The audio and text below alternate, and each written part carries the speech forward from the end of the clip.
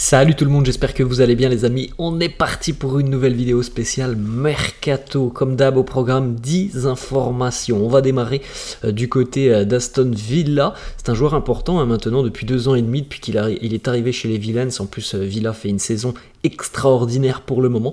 On parle du latéral français Lucas Digne qui suscite l'intérêt d'un club saoudien, le club d'Al Hilal qui se montre intéressé. Lucas Digne qui est un titulaire et un élément très important pour Unai Emery.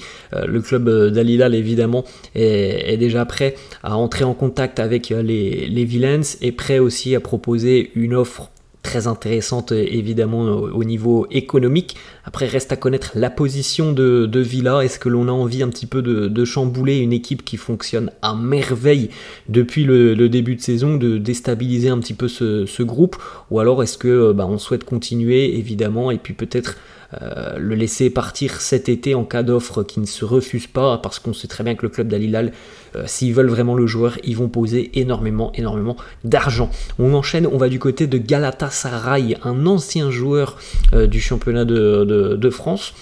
Sacha Boey qui évolue maintenant depuis 3 ans du côté de Galatasaray, qui est un élément très important du groupe. Là aussi c'est un latéral droit, Sacha Boey. C'est quelqu'un de très dynamique, très bon balle au pied. Il se projette beaucoup vers l'avant, même s'il n'a pas d'énormes stats offensives pour un latéral. On sait qu'il y a des latéraux qui ont beaucoup de stats en ce qui concerne notamment les passes D. C'est pas forcément le cas de Boey, mais c'est quelqu'un de très dynamique sur son côté. On sait que le Paris Saint-Germain est intéressé, on sait aussi maintenant que le Bayern reste très attentif à sa situation.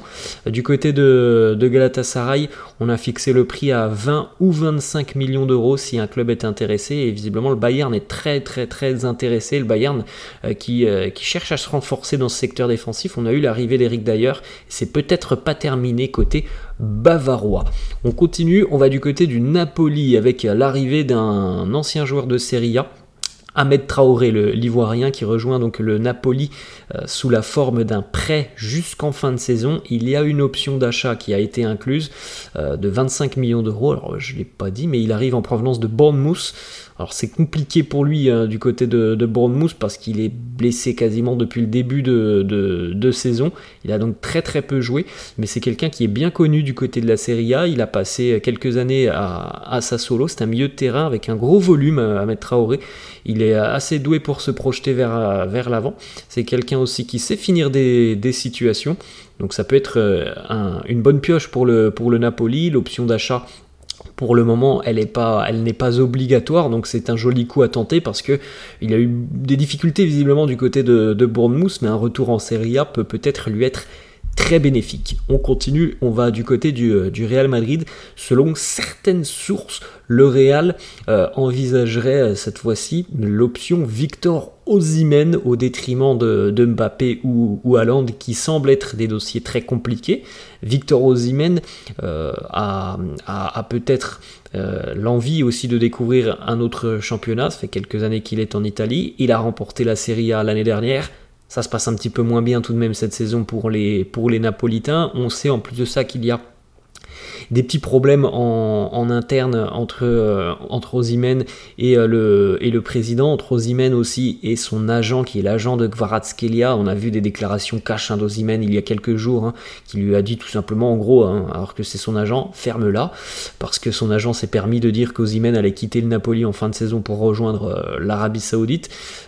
Voilà, ça fait partie des top attaquants Osimhen en Europe, des top attaquants qui sont sur le marché évidemment évalué très cher, mais en tout cas du côté du Real, on a très envie sur le mercato estival de réaliser un très gros coup, et il n'y a pas 50 options quand on sait qu'il y a Mbappé.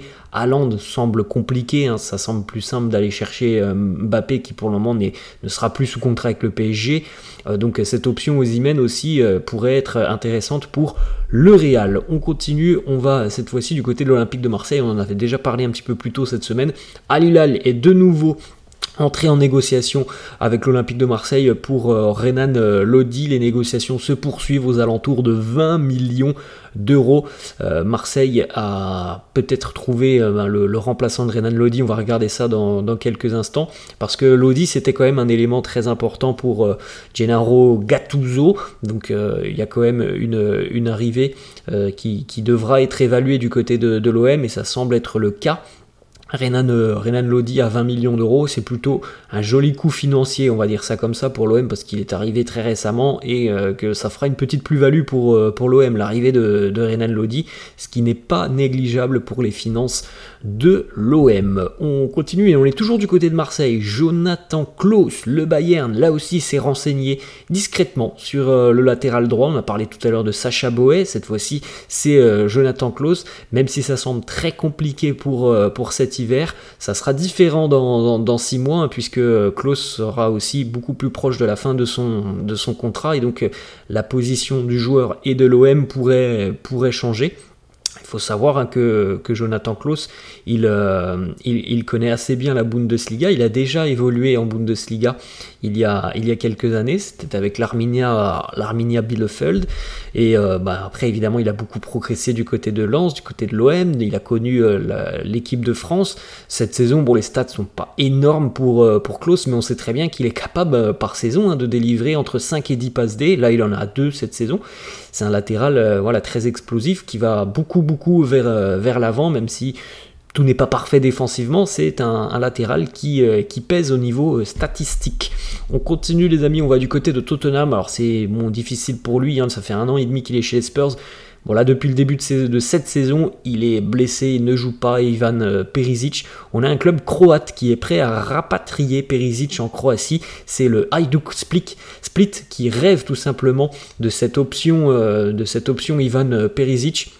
Il revient d'une rupture des ligaments croisés, mais il ne sera pas de retour sur les terrains avant la fin de saison, avril-mai. Voilà les espérances du côté des Spurs. On va essayer du côté du club croate de faire revenir Ivan Perisic. Alors si ça se fait pas cet hiver, ça se fera peut-être l'été prochain. En tout cas, ils sont très ambitieux, hein, du côté de l'Hajduk Split. C'est évidemment un gros coup, hein, s'ils arrivent à faire revenir Ivan Perisic. On continue, on va du côté du Paris Saint-Germain. L'arrivée semble désormais officielle. Alors on en parlait depuis une quinzaine de jours, depuis le début du mercato. Là ça sent bon, le jeune Moscardo va s'engager avec le PSG. L'accord est trouvé entre le Paris Saint-Germain et les Corinthians. Le jeune milieu de terrain, profil plutôt défensif, Gabriel Moscardo, qui n'a qu'une seule saison au plus haut niveau avec les Corinthians, même pas une vingtaine de matchs. Donc voilà, c'est encore un petit pari, hein, du côté du PSG, parce qu'il n'y a pas de référence au plus haut niveau, parce qu'il vient d'Amérique du Sud, parce qu'il va falloir s'adapter. Donc ça fait beaucoup de parce que pour ce jeune Moscardo. Mais bon, évidemment, on attendra de voir ce que ça peut donner sur le terrain. Il est qualifié comme un jeune joueur très prometteur, avec d'immenses qualités pour sortir les ballons très proprement. On va du côté de l'AS Roma, où lui est en pleine galère encore une fois cette saison, mais bon, on commence à avoir l'habitude, puisque ça fait 4-5 ans que c'est une galère quand même pour Renato Sanchez. Le Beşiktaş s'est positionné pour Renato Sanchez, qui n'est pas utilisé cette saison par José Mourinho. Maintenant, bon, Renato, visiblement, dans sa tête, il se voit encore comme un top player, parce que il a refusé déjà depuis le début du mercato 2-3 clubs qui ne sont pas forcément les plus grands clubs au monde. Je crois qu'il a refusé notamment l'Olympiakos. Il n'a pas l'air très emballé par cette option Beşiktaş, même si le Beşiktaş n'abandonne pas et continue de pousser. Mais le problème, c'est que Renato, au bout d'un moment, il va falloir qu'il revoie un petit peu ses ambitions à la baisse, parce qu'il n'apporte plus grand chose depuis quelques années. Il y a peut-être du côté de Lille une saison qui avait été plutôt pas mal pour lui. Au PSG, bon, ça a été un échec. Au Bayern, ça a été un échec. À la Roma, pour le moment, c'est un échec.